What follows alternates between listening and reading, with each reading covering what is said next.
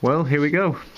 Another event once again, and Locos which would have been famous. Now, I'm sure pretty much all of you will agree with pretty much all of these Locos that I'm going to show in this video. Again, all ones which don't exist in real life, but if they had survived the Cutter's Torch, they would be quite famous and well known today. Again, these are all in my opinion, but again, I'm sure again, pretty much all of you will agree. Again, first up is the Berkeley VD49. Again, now on some coaches, well, just pulling a light train first. Again, this is more or less just giving her a taste of pulling her first train. And she's running and pulling really well.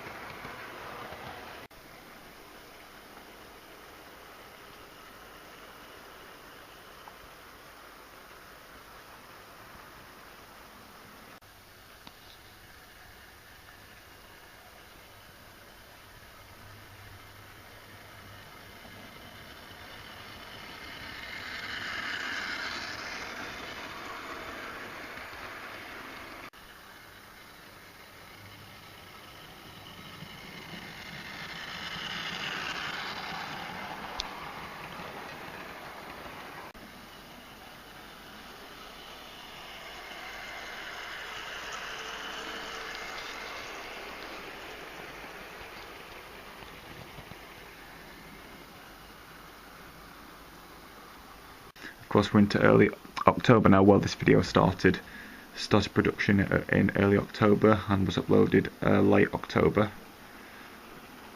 Yep, you can probably guess this one. We haven't seen her out for a while. Definitely including 9F92044. As you can, she hasn't been out in a while. I'd say, well, in my opinion, every single 9F off the bat, with 9 or 10 preserved, are famous. Well, pretty well known because they're such a great, large, successful loco. And, well, the most famous one, of course, probably being Evening Star. But had this 9F survived, she'd be no exception on being a fantastic, well-known loco, superb runner. Again, she's one of my most reliable ones. I'm just gonna say, I can't believe she's just over 5 years old now. I can't believe I've had her for about coming up 5.5 years. You see, again, pretty much not had any problems. Well, not any proper noticeable problems with her in all those 5 years that I've had her. Yeah, it was the summer of 2008 when she was brand new. Again, she came along with the 08 shunter I own. The Cotswold Rail one. Both came from Hattons. Whoop, nearly fell over there. Again, that's definitely one of the highlights. Well, one of the happiest memories in all the 10 years I've been collecting these. Yeah, first ever opening her. Just seeing how fantastic she looks. So glad she's always been running well and reliable ever since. Hopefully it should last. Yeah, to be honest, it feels like on about 5 weeks ago at the longest, rather than 5 years since I first opened. I think it was on my 16th birthday or around then. And even though I was setting up double tracks then, on that day when she was brand new, when I got her, the track I had set up, it was a single track but with one passing loop under here, so 2 trains could be stopped well parked up like that.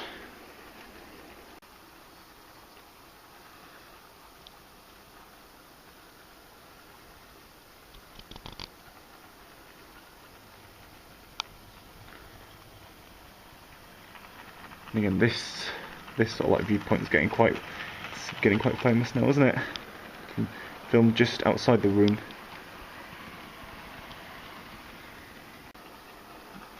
And this one as well.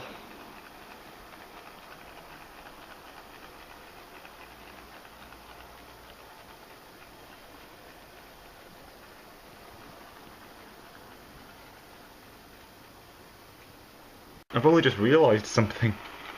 She's pulling 5 carriages all along. I thought she was pulling 6. I really had, you know, she was, well, in my head that she was pulling 6 coaches. God, I think I need to go over my maths again. That's definitely, yeah, 1, 2, 3, 4, 5. I mean, I was planning on having her pulling 6 coaches at first. Well, if not miscounted, probably just overcounted.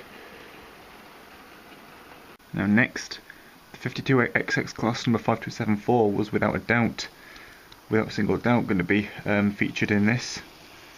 As of course, as I said at the end of the preserved one, well, the preserved Locos special just back in summer, that it says on her box that this particular one, 5274, was the last of the class to be built.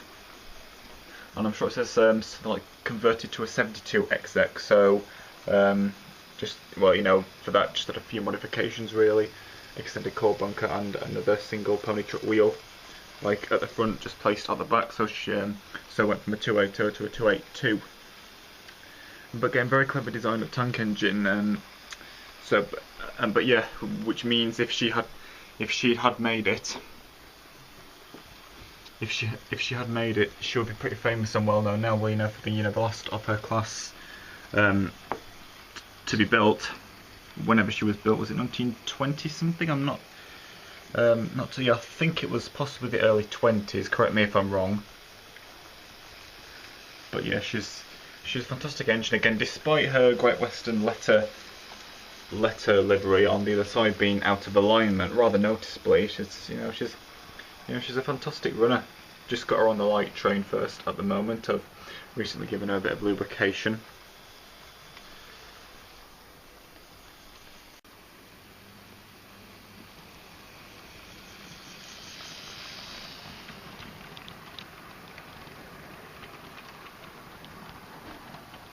And also, you know, apart from probably the slowest steam locomotive I own, you know, I still absolutely love this one. I would definitely recommend. Yeah, I've seen them, like, well, I think I saw a few in Model Zone before it went into administration, of course, and I've seen a few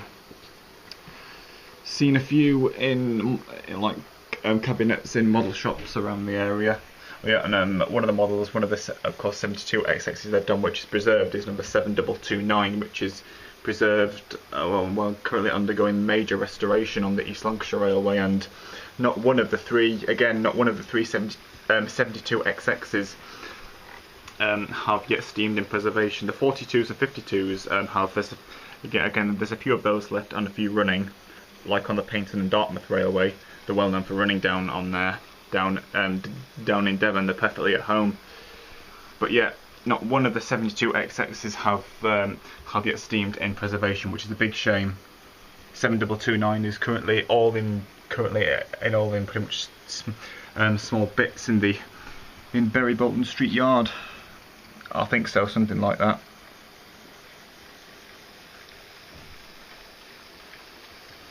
She's fantastic. Yeah, she's another one which doesn't always like changing direction. You know, if you run her backwards, she may just dial something. Well, not really get erratic. When she runs beautifully. But I've got a few which don't really like changing direction. Just a few more. Well, you know, just a few long shots. You know, with this one, because we haven't seen her for a few months, and she's still new. She's still new to the fleet. You know, only released just early this year, back in spring.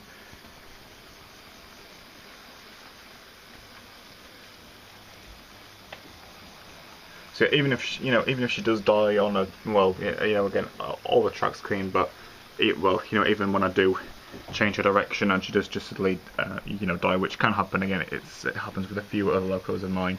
Just give it a little bit of a push, run it at her first speed, and she soon settles. Also with the more running she does. Overall, fantastic engine, this one. You know, just it's sort of like the way 9F Evening Star was the last of her class, the last of the 9Fs preserved. So she's I'm one of the youngest of all the steam locomotives left. Of course, was it 1906? very early 60s she was built, and of course as well as that, again, the last 9F. So she's famous for that. I just wish this loco had survived into preservation and was running, you know, actually, yeah, even better, actually running. You know, so it could be, you know, well known and, you know, and famous for that, being the last of her class.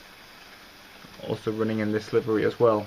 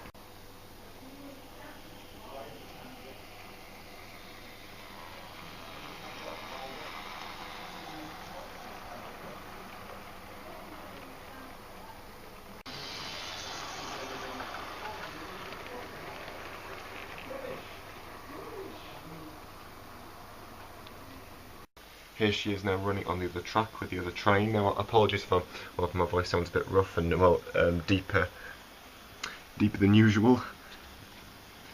When these few scenes were filmed during the middle, towards into the middle of October, I had a rather unpleasant cold. I mean, the day before I filmed this, my throat was in absolute agony.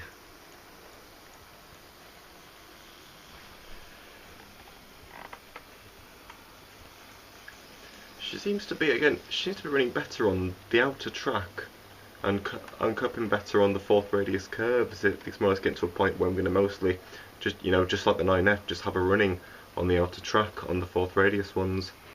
Of course, the less sharper curves due to her longer wheelbase.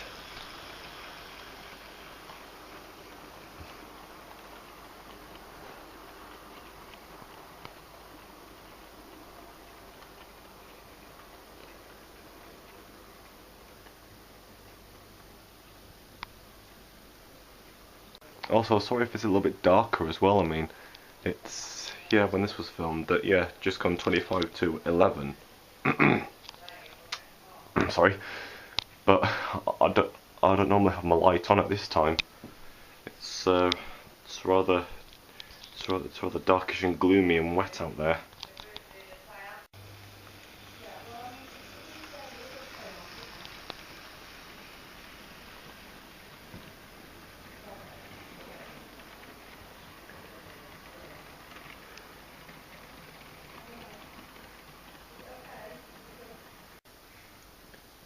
She really is running superb.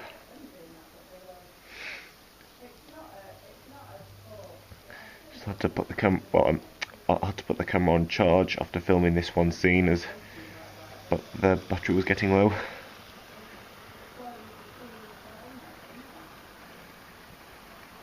Should be all charged up, ready to film the next loco. Okay, and next, yes, I'm going to be even more sniffy in these next few clips, so apologies for that. The cold was particularly bad on this day, in the middle of October. But anyway, next, here we have, yeah, it's not only big locos, one or two small ones as well, like M751.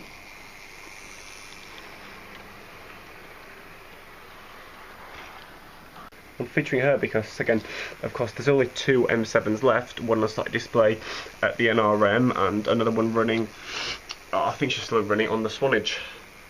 Yeah, I'm pretty sure Hornby's bringing out a model of the one that's on display at York, is it number 24 something, 245? If this one had made it, particularly in this livery, you know when to be safe, because the one in the NRN, I'm pretty sure she's in the Southern Bully green, the lighter colour.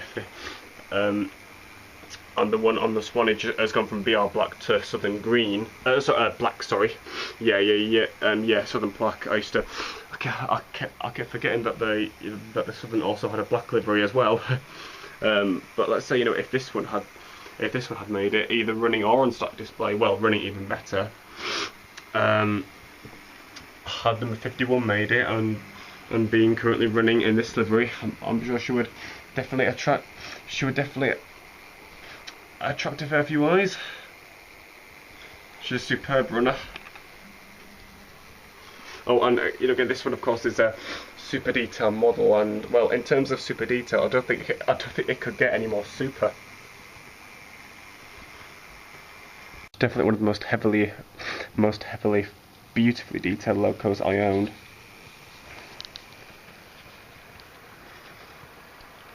I mean, I've had her for about 2.5 years now. She was one of the ones from Model Zone.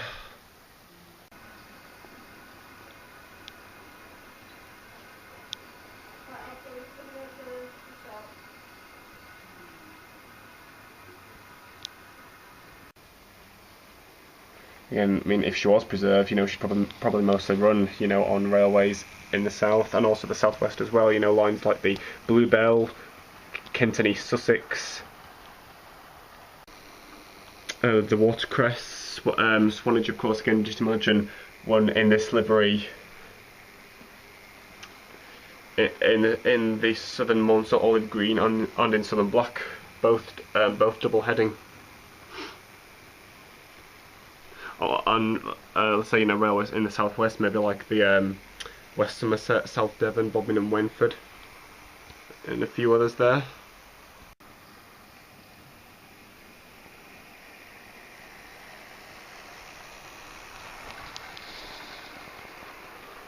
I've done many videos of her. She's taken part in the majority of special videos like this one.